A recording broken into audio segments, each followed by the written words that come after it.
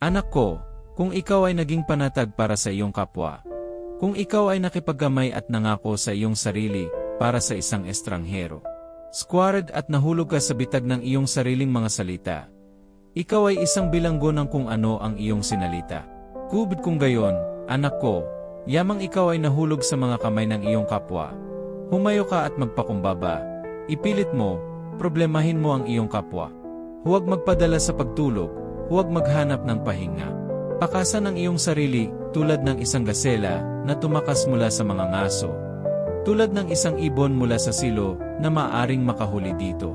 Isipin mo ang langgam, ikaw na tamad, isaalang-alang ang mga paraan nito at maging pantas. Wala itong pinuno, walang tagapangasiwa, walang pinuno.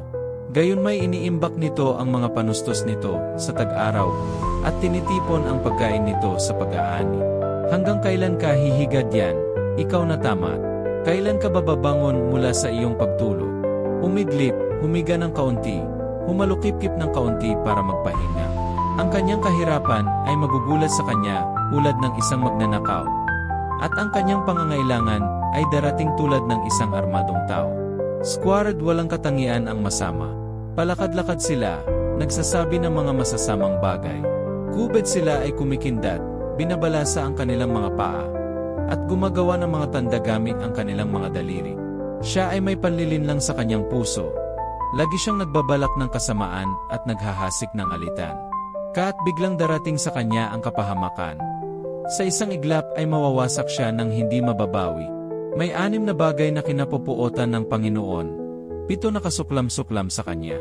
Mapagmataas na mga mata, isang sinungaling na dila, mga kamay na nagbuhos ng inosenteng dugo, isang pusong kumakatha ng masasamang pakana, mga paa na matulin sa kanilang mga hakbang upang gumawa ng kasamaan, isang bulaang saksi na nagkakalat ng kasinungalingan, at isa na nag-udyok ng alitan sa pagitan ng magkakapatid. Squared, anak ko, sundin mo ang mga utos ng iyong ama, at huwag mong pabayaan ang turo ng iyong ina. Squared, itali sila ng malapit sa iyong puso. Itali ang mga ito sa iyong lig. Squared.